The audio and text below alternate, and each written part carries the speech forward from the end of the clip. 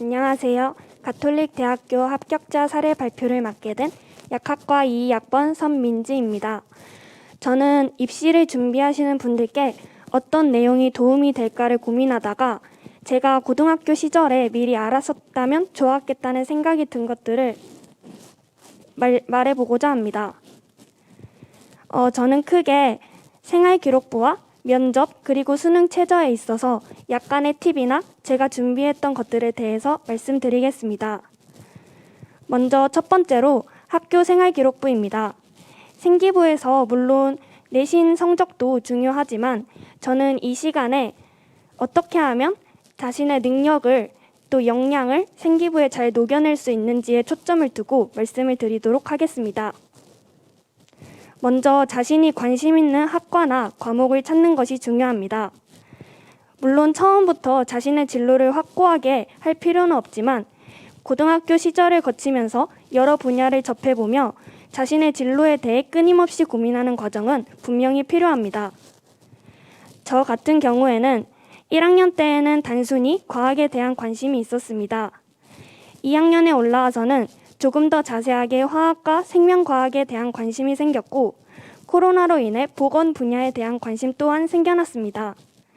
이런 분야들에 대해 공부를 하다 보니 3학년에 올라와서는 자연스럽게 약학과에 대한 관심으로 이어지게 되었습니다. 이렇게 자신이 좋아하는 또 관심 있는 과목이나 학과를 찾았다면 그에 맞추어서 생기부를 채우는 것이 중요합니다. 여기서 제가 말씀드리고 싶은 포인트는 어떤 과목이든지 간에 자신이 관심 있는 과목과 엮을 수 있다는 사실입니다. 또한 동아리나 진로 활동도 마찬가지입니다. 그 예시로 제가 저의 생기부를 가져와 봤는데요. 여기 첫 번째 사진은 통합사회 세특입니다. 여기에 보시면 일본 수출 규제라는 사회적 문제를 자신의 관심 분야인 과학적인 관점으로 분석했다고 적혀 있습니다. 또 세 번째 사진을 보시면 이것은 영어 세특인데요. 수업 심화 활동으로 테드라는 강의에서 생명과학 분야에 대한 주제로 강의를 들었다고 되어 있습니다. 다음 장에 보시는 세 번째 사진에는 화법과 작문 세특인데요. 프라이온 병에 대하여 조사하여 발표를 했다고 되어 있습니다. 이처럼 국어, 영어, 사회는 저의 관심 분야였던 과학과 전혀 관련이 없어 보이지만 어떤 식으로든 엮을 수 있다는 것을 말씀드리고 싶었습니다. 그 외에도 저는 여러 가지 활동을 했는데요.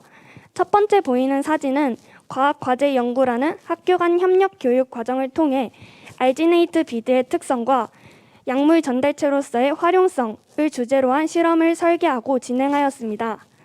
또한 두 번째 사진을 보시면 이것은 화학2 세특인데요. 화학2 시간에 완충 용액에 대하여 배우고 그에 관련된 핸더슨 하셀바흐 방정식이 어떻게 약물의 흡수와 배설에 이용이 되는지 보고서를 작성했다고 되어 있습니다. 사실 어떤 수시 전형에서든지 중요한 것은 내신 성적입니다. 열심히 해서 다들 좋은 성적을 얻어서 원하는 대학교에 갔으면 좋겠습니다. 두 번째로 면접입니다. 면접에서 가장 일반적인 형태는 생기부 기반 면접입니다. 생기부 기반 면접은 누가 더 많이 그리고 자세히 조사하였는지가 관건이라고 생각합니다. 면접 준비의 기본은 자신의 생기부에 대해서 자세히 아는 것이라고 생각합니다. 여기 왼쪽에 보이는 사진은 제 생기부의 독서 목록인데요. 초록색으로 보이는 것이 낙서처럼 보이실 수 있겠지만 책의 간략한 내용을 하나하나 다 작성해 놓은 것입니다. 그리고 또한 면접에서는 그 학교에, 그 학과에 왜 지원하게 되었는지도 물어보기 때문에 학교나 학과에 대한 정보를 조사하는 것도 필요합니다. 그래서 여기 오른쪽에 보이는 사진은 유튜브에 올라와 있는 가톨릭대학교 약학과 소개 영상과 가톨릭대학교 약학과 홈페이지입니다. 저는 여기에서 제가 전공하고 싶은 분야를 찾고 또한 구체적인 기업까지 조사를 해서 대학 진학 후에 저의 계획을 세웠습니다. 또 면접은 그 사람이 어떤 사람인지를 보기 위해서 하는 것도 있기 때문에 평상시에 자신의 가치관에 대해서 끊임없이 평상시에 고민하는 것도 좋습니다. 또한 아는 만큼만 자신감 있게 말하자라는 마음가짐으로 면접에 임하면 좋겠다고 생각을 합니다. 그 밑에는 제가 실제로 면접에 들어가기 전에 했던 생각들을 그냥 적어봤는데요. 나는 꼭 훌륭한 약과학자가 되어서 많은 사람들을 돕고 싶다. 와, 난 정말 멋지다. 이런 생각을 하면서 긴장감을 풀었던 것 같습니다. 마지막으로 수능 최저입니다.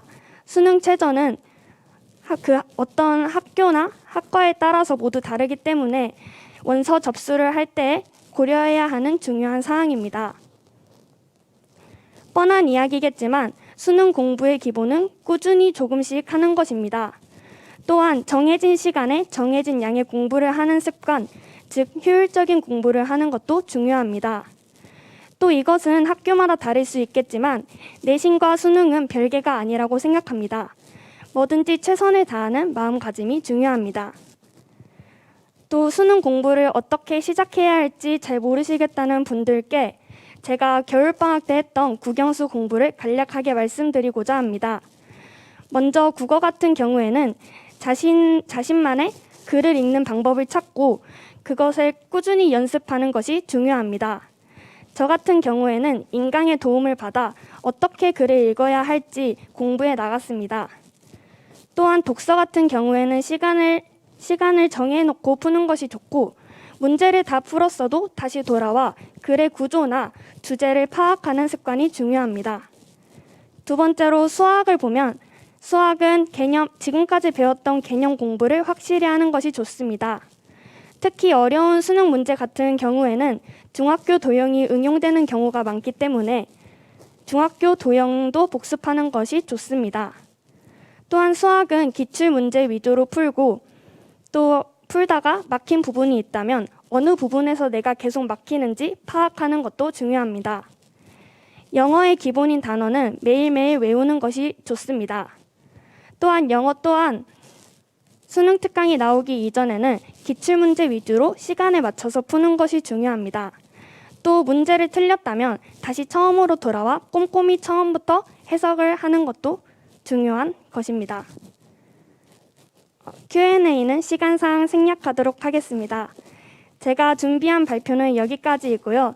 짧은 시간이었지만 여러분에게 조금이나마 도움이 됐으면 좋겠습니다. 감사합니다.